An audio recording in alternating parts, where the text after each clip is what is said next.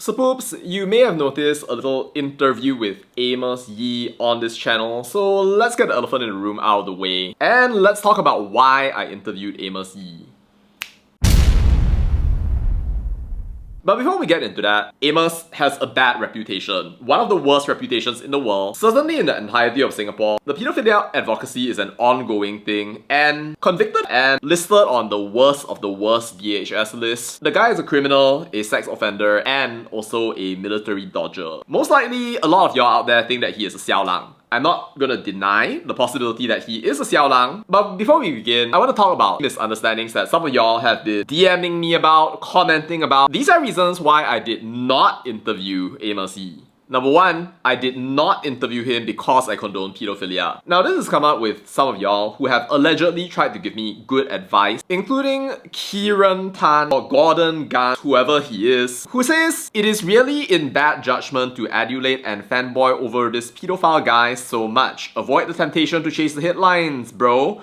This one ain't worth it. Don't let good advice fall on deaf ears. Fun fact for you, I'm not supportive of any pedophile activism, so let's get that completely out of the way. Because this is not what it's about. Pedophilia is reprehensible, it's horrible. There's no situation where I would encourage pedophilia or facilitate pedophilia. I know that's an ongoing part of Amos's advocacy, and he has his own views. But if it's not obvious, I completely reject them. Just because I'm not angry, vindictive, or mean does not mean that I support pedophilia. Making a fortune cookie is not an indication that you support pedophilia. Watch the podcast to understand the context. But this brings me to point number two. A lot of people came up to me and said, you're gonna interview him? Don't platform him lah. Since he's not a child star anymore, don't make him famous again. I am not trying to platform him as some kind of expert. Just because you go and talk to a person, it doesn't mean that you support their ideas. And I think that that should be pretty clear to any of you who have ever tried to have a conversation with somebody that you disagree with. Unless of course you're the kinds of people who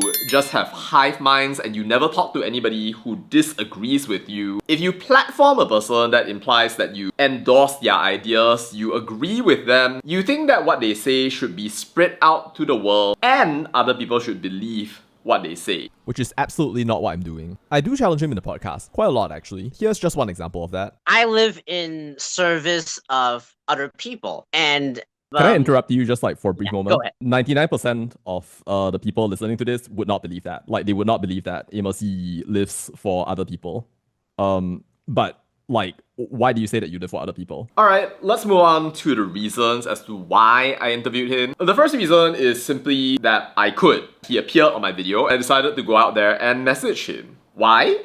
Because it's interesting. Haven't you done that before? Next, whether you like it or not, Amos is what you call a noteworthy person. What I want to do is understand how the guy thinks. I mean, for me, this was a public interest and fascinating case because first, it's high profile, and second of all, it kind of highlights a weird mixture of a whole bunch of different things, like crime, society, a national figure, and how all of those things just kind of like blend together in that story, which I've been reading about ever since I was a child without ever talking to the person who was right at the center. And we read different parts of that story here, there, and everywhere, and many times we never actually get to like parse through why the story ended up like that, and we don't try to understand for ourselves with our own minds. So this conversation for me was trying to get beyond that. I just wanted to hear him out. Of course, just because you talk to a person, it doesn't mean that you understand them completely. People can say a bunch of bullshit to you, and none of it needs to make any actual sense. But that's why I gotta say that if I need to tell you that you shouldn't be accepting or believing what the guy is saying, or what anyone is saying, without questioning it, then I think that you have a major problem on your part. And sure, some of y'all are saying, oh, he brought eternal shame to Singapore, he insulted Lee Kuan Yew, how dare he? But does that mean that you shouldn't listen to him from his perspective? I think conversations like these are interesting because they get to show you the thought process of a person, what they know about what they don't know, which is the line of inquiry that can definitely end in, yeah, he is delusional, which maybe you'll see from watching the conversation itself. Amongst other things, he didn't seem to know a lot about social activism in general, and he didn't seem to know very basic facts about economics and how his society worked. But this brings me to the last reason, which is that I think it's important to have a conversation about these kinds of topics and to understand other people's perspectives. I'm not just saying Amos's perspective, by the way, I'm saying also your perspectives. Like, why do you hate the guy? What do you think of him? What are some things that we should do in managing people like this? By saying that you shouldn't have that conversation and people should never have that dialogue, you're just setting setting things up for another Amos Yee at another time in another place because you refuse to have that conversation. But I think that conversation is also important to have to understand society better, which means asking sometimes the bigger questions like, can people change? Well, a lot of you don't actually believe that Amos Yee has changed, but there are also some very important comments that people have been saying, such as the one by Bruce Banner Strikes, who said, what this dude needs is medical or mental attention. A hospital would work wonders for him. I've met similar individuals and they all exhibited high level of autism, depression, anxiety, etc. I'm wondering what are his parents doing to resolve this issue.